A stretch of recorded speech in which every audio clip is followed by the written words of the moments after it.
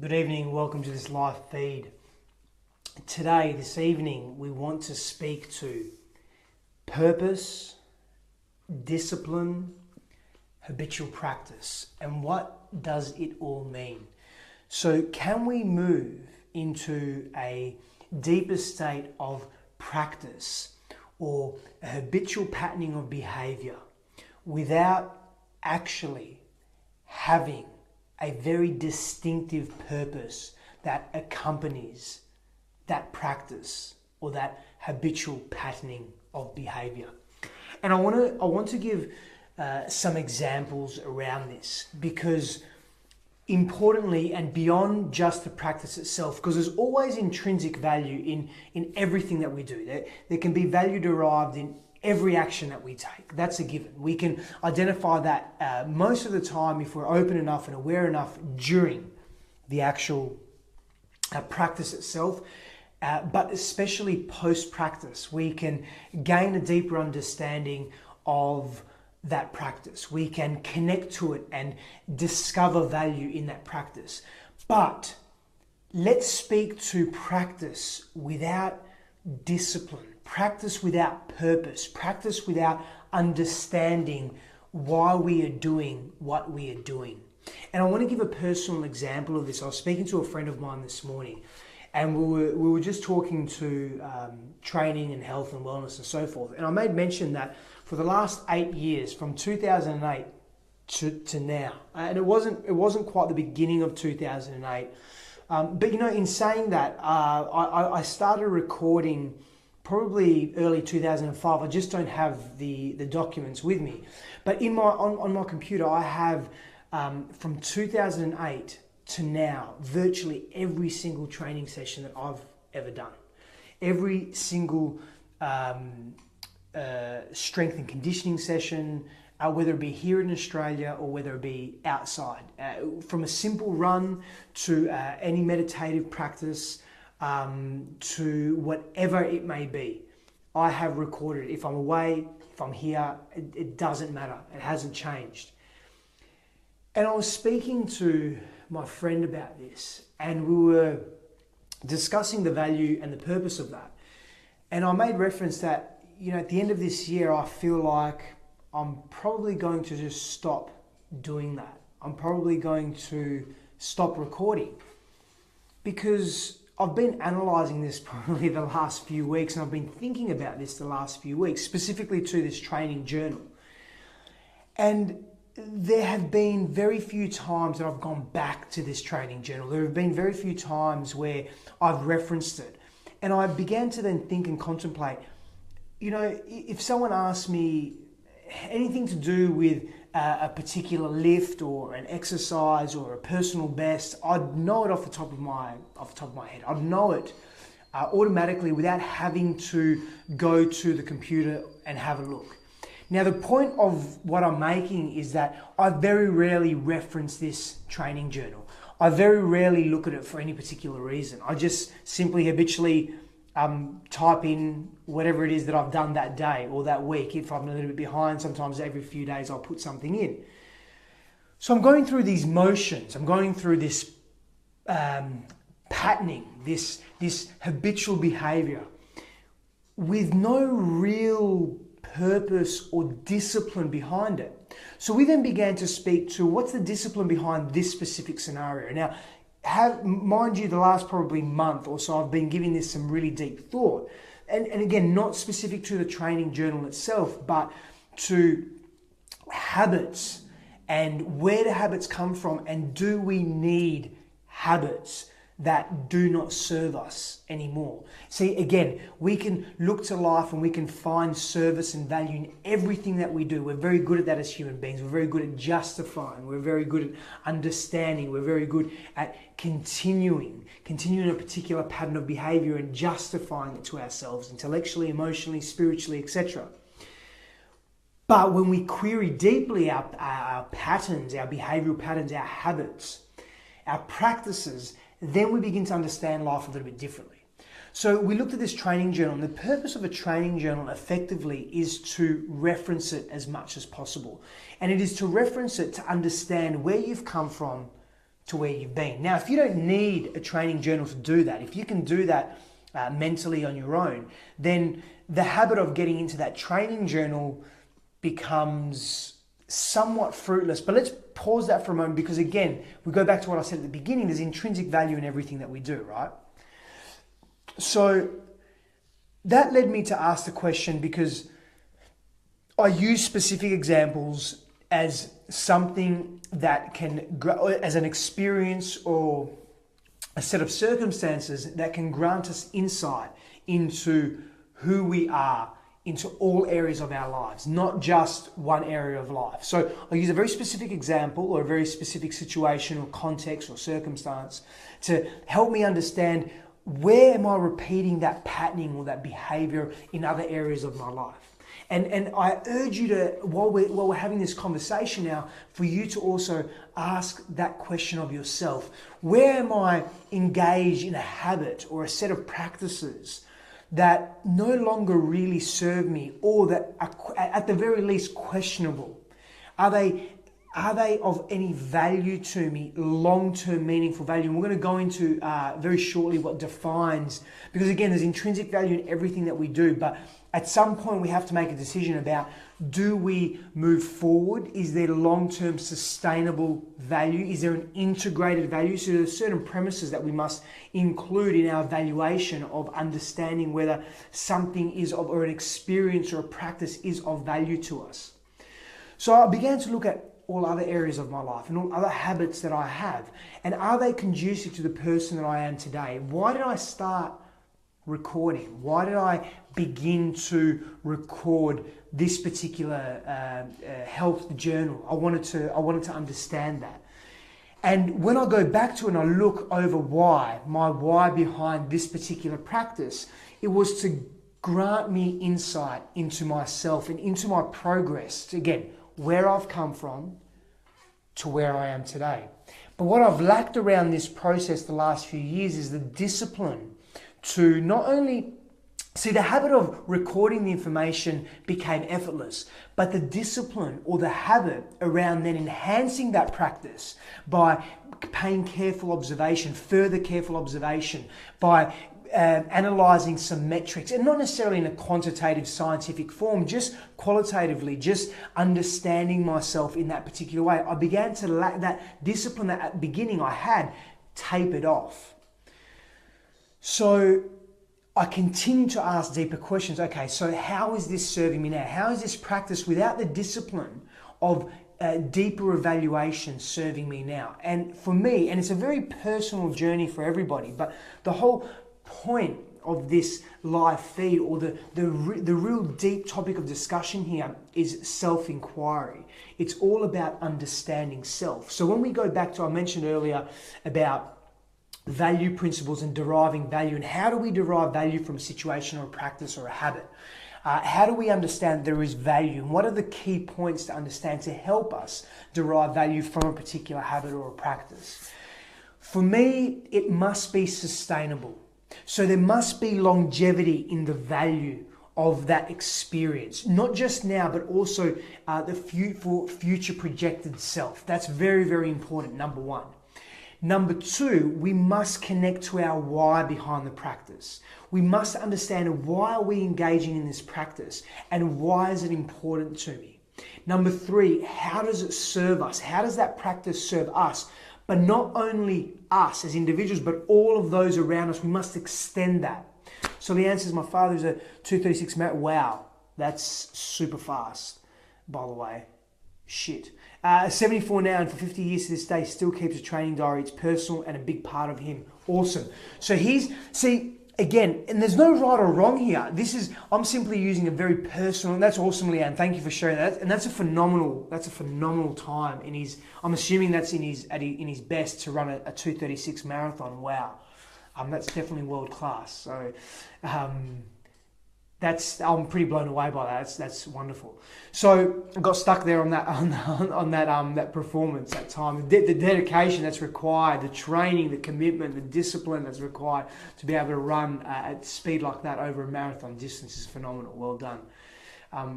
For what it's worth, please pass on my inspired, impressive state for your father. That's awesome.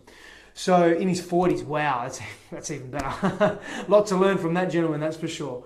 So we're going back to those three key points. We're looking at longevity and sustainability in understanding our values. We're looking at connecting to the why. What's the big why behind it? And we're looking at value for us, but also that value extended to others is really, really important. So there are three key points that we can understand and ask ourselves, does this practice serve me? Now, you can ask these questions for anything. Name it, ask it. Brushing your teeth. Driving to work in a particular way, a particular relationship. Is there longevity and sustainability in this practice?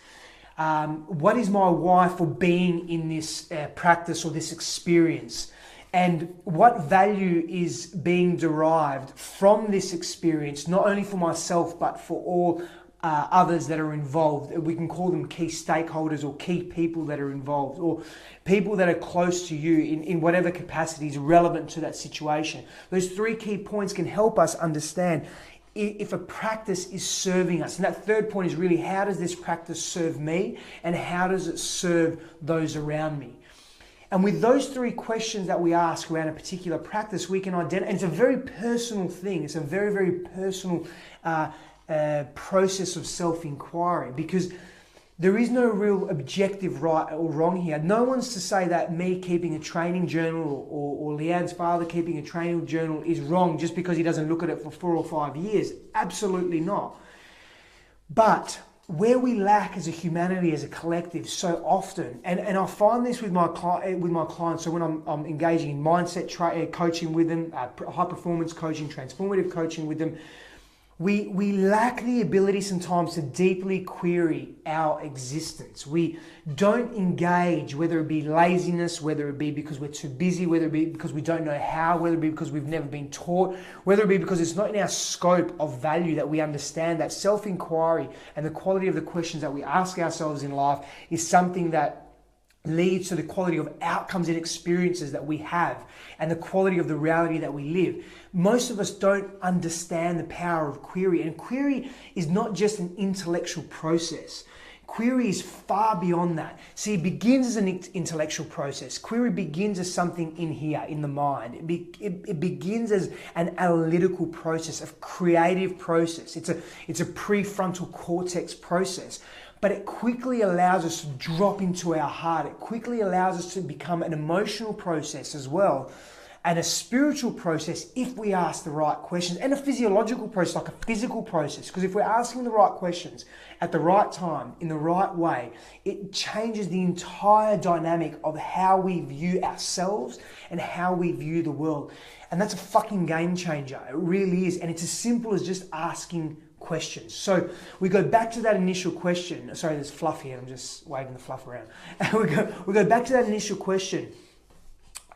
Without discipline and without purpose, is practice fruitless? Are habitual patterns of behavior fruitless?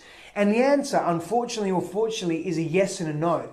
But this I will say, with greater awareness of self, with greater purpose and discipline behind any habit, behind any practice, we will gain more value. We will see more, we will hear more, we will observe more depth and breadth of that situation, of that practice, because we're paying careful attention to that situation. We're moving also with deliberate intent. You see, when we have a purpose and we have clarity around our why, around why we do what we do, that changes dramatically how that situation or that set of circumstances serves us. It also changes the way we interact with that circumstance or that habit, that practice, but it also changes dramatically the way people interact with us and we also interact with people. Now, when we're looking at that from a perspective of service, how can our practices and how can our behaviors and our understanding of self serve us deeply, and how can our understanding of self also serve others, and how can we be of service to others through our behaviors and through our practices? That in and of itself, that question in and of itself is huge. It's tremendous. So if I would apply that question to my initial conundrum, so to speak, around the practice of keeping a diary and whether it resonates with me anymore, I could say, well, you know what, maybe continuing to keep a diary could be of service to others, because I can go back when required. I can look at some of the health practices that I've engaged in, because it's not just, that health journal is not just for physical training, it's also for meditative practices. I've also kept a note of when I've been ill and when I haven't been able to train, and when I've taken time off, and the why behind that. So it's quite, now that I've been asking the questions, I'm going deeper and deeper into it. I'm getting more and more value from it. So, for example, when I say, how can it be of service to others? Some of the lessons learned around sickness and illness and not being healthy at certain periods of my life, and understanding why, and the deep digging that I did, whether I would go see a doctor, which was never. I don't really see medical doctors. Or I would see a naturopath or an iridologist, or I was having a conversation, as a side note, this is funny, a conversation with Tanil today. I was saying, oh yeah, you could be an iridologist. And she says, iridologist. And I said, no, it's an iridologist. I was wrong, obviously. It's an iridologist. So I looked it up and I was very wrong. But anyway, side note, tangent, sorry, apologies. So whether it be a kinesiologist or a natural practitioner or a health practitioner of any form, and then getting insight into myself, and all of these experiences, now that I'm thinking about it, have added value to my life, who I am as a human being, but also the lessons that I've learned about the human body, about health, about wellness, around certain practices, about when to rest and when not to, is actually all logged in to my training journal. So when I'm asking that question, I'm saying, well, do I need to keep this training journal? And I ask the quality question, well, if I do keep it, how can it serve others? And this is just very specific to this particular habit. There's many habits that we have as human beings in our daily lives, relationally, individually, socially, etc., that we can evaluate and say, well, do I need this habit? Do I need this practice? How does it serve me meditating? How does it serve me practicing yoga? How does it serve me working for this company in this manner for so long? How does it serve others? So we go back to the beginning again. This is a process, an entire process about self-inquiry, self-inquisition, knowing self, understanding self, and doing so by beginning to ask quality questions of self. Because again, to reiterate, and because repetition is a key to mastery of self, and mastery of our models of reality, the quality questions that we ask ourselves in life determine the quality of the life that we live.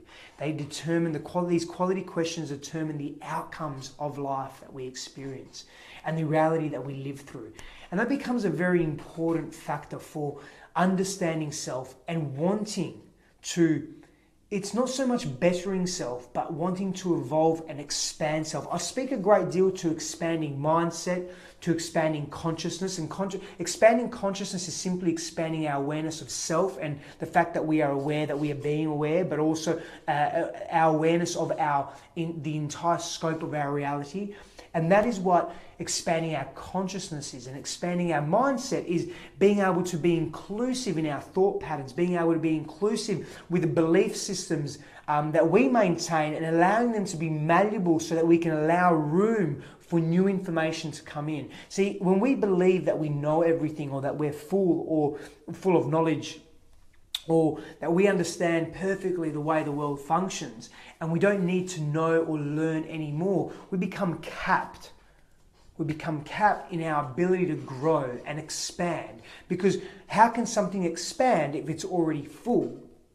So we must understand that to allow ourselves to evolve and to allow ourselves to grant ourselves deeper insight into self and into our models of reality and into the world that we live in, that we are a part of, it's imperative that we ask quality questions of self, but importantly, we allow a space for those questions to come in, and for us to observe very loosely and very fluidly the potentiality of the answers that come from that, or from those questions rather. So for me, when I go back to this, do I keep this health journal? Am I lacking discipline around periodically looking at it, maybe weekly or monthly or bi-monthly? The answer was yeah, I was lacking a little bit of discipline around that.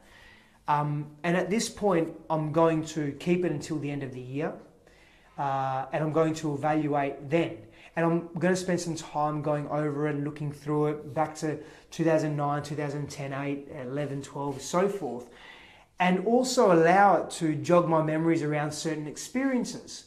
Not to live in the past, but to gain potentially further wisdom from my past experiences that I couldn't quite grasp yet, but I can now deeply or deeper, because I am, of course, a different person, as we all are. We all grow through our experiences that we have. We all envelop differently. We develop our deeper skill sets as we grow and as we're exposed to new experiences and as we become broader, deeper human beings. So if there's anything that we can take away from this conversation, it's carefully observe self and know that the more disciplined we are around our habits, and the more attention that we pay to our habits, and when we move with deeper and greater deliberate intent with our habits and with our practices, so there's a really strong, powerful supporting why behind what we do, that changes the entire scope of the way we experience those practices, of the entire way that we experience our life in general. And of course, if we're functioning or operating at a different vibrational level or a different expressive level, those around us in our lives, those important to us, those that we care about, those that we love, are also going to experience us in a very dynamic, fluid manner as opposed to a rigid, constricted manner, because we're not evaluating self and we're stuck in practices that potentially may not serve us because we're not asking questions around that. One of the first items or first action items that I get every single client that I work with do is get very clear on their purpose, is get clear on their why. Ideally in every area of life, in the 9 areas of life, in vocation, financial, social, relational, physical, spiritual, emotional, psychological. And from that space there, we can say, okay, I have clarity in this area of my life. I have clarity in that area of my life.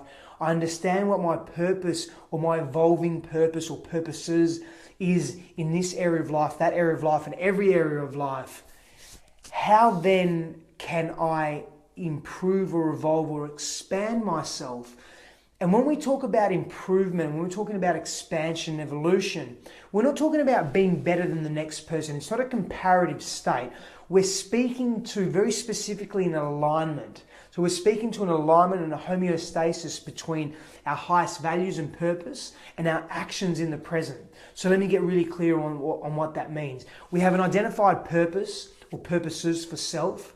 And then what we do is we marry our actions of the present, of right now, here and now, with that purpose. So we are living that purpose in real time. It's not some far off distant dream, or it's not some vision for self that is unreachable or not attainable, but rather we get clear on that purpose and we get clear on who we are, and then our practices and our behaviors and our belief systems, our attitudes, our expressive states, our relationships, everything that we do in the present becomes aligned with that grand vision for self.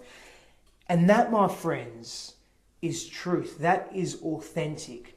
That is empowering. And that's what we're aiming for. That's what we're constantly striving for. So again, to get to that place though, we have to ask quality questions of self. We have to ask and understand, where do we feel we're lacking in life? Where do we feel we're exceptional in life? How do we find that internalized homeostasis or equilibrium within, where there's an alignment and a marrying of our internal self and our external actions, which is authenticity and congruency, of course, and truthfulness, and where is that marrying of purpose and action in the present moment? And that understanding, and like I said, it's something that I get my clients to do immediately. Identifying their values, what's most important to them, and getting very clear on their purpose or purposes in life. Because when they're able to do that, they're then able to evaluate. We are all able to evaluate our habits and practices from a far more superior place of understanding. Superior means greater insight, breadth, and depth into who we are And it's really as simple as that. Now, the challenging part, of course, is going through the process of understanding purpose and values, etc. And going through that process, it requires time, it requires effort, it requires dedication. And there are frameworks, of course, that we abide by. Not only frameworks, but there's systems and processes as well that we abide by, which of course are tweaked and varied for each individual because every individual is different. But the broad overview of identifying, gaining clarity on purpose and values is quite systemized, so to speak, to some degree. But that helps us tremendously in getting very clear with who we are and getting very, very clear in who we wish to be and where we're going in life, yeah? So understanding that process of query, understanding that process of relating quality query and getting clarity, gaining clarity on purpose and vision for our daily practices or for our habitual practices and behaviors and belief systems allows us to overhaul those behaviors, practices, belief systems with far greater efficacy, far greater congruency, and far more fun. It becomes more fun because we're getting truthful with who we are. And I know in my life I've struggled tremendously with being truthful with self, with being authentic with self, with being congruent and open with self.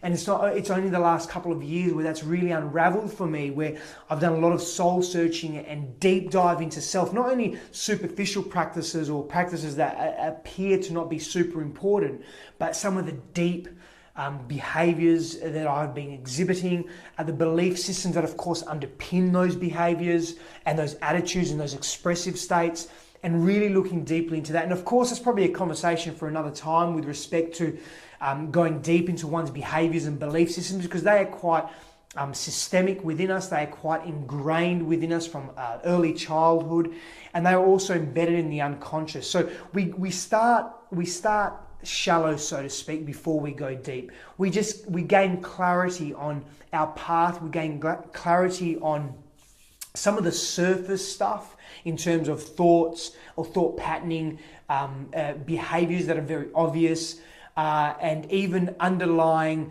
but very simple belief systems before we deep dive into the shadow self. But it begins again with cultivating a practice or a habit around asking quality questions of self. And when we fall naturally into that practice by doing, of course, and by being, and by consistency and repetition, then we can move into deeper aspects of being, or we can evaluate and look deeper into aspects of self because we've practiced enough to be more familiar with that state, to be more comfortable with exploring self at great depth, because exploring the shadow self can be very, very fucking heavy, and it can be very painful, and we need tools to understand how to do that, but it can be liberating. It can be so, and it's something that I speak very directly to, but it can be completely liberating and freeing the soul and the mind, and it allows us to just create abundance in our lives. And I don't mean that in a spiritual woo-woo way. I mean that in a very pragmatic, practical, psychosocial, psycho-emotional way. Our lives just change dramatically. And it's not that I'm not giving any weight to spirituality, absolutely, but it's also beyond that. It's a very integrated process of the entire spectrum of the physicality, of the human being, the physical, the emotional, the psychological, the spiritual, the social aspect, the relational aspect. All areas of life just seem to gain greater traction and cohesion in execution, live and being able to live those states with such greater clarity and wisdom. So people, I want to leave you with that. I want to say I'm very grateful and thank you so much for watching and listening. Thank you for being a part of this live series.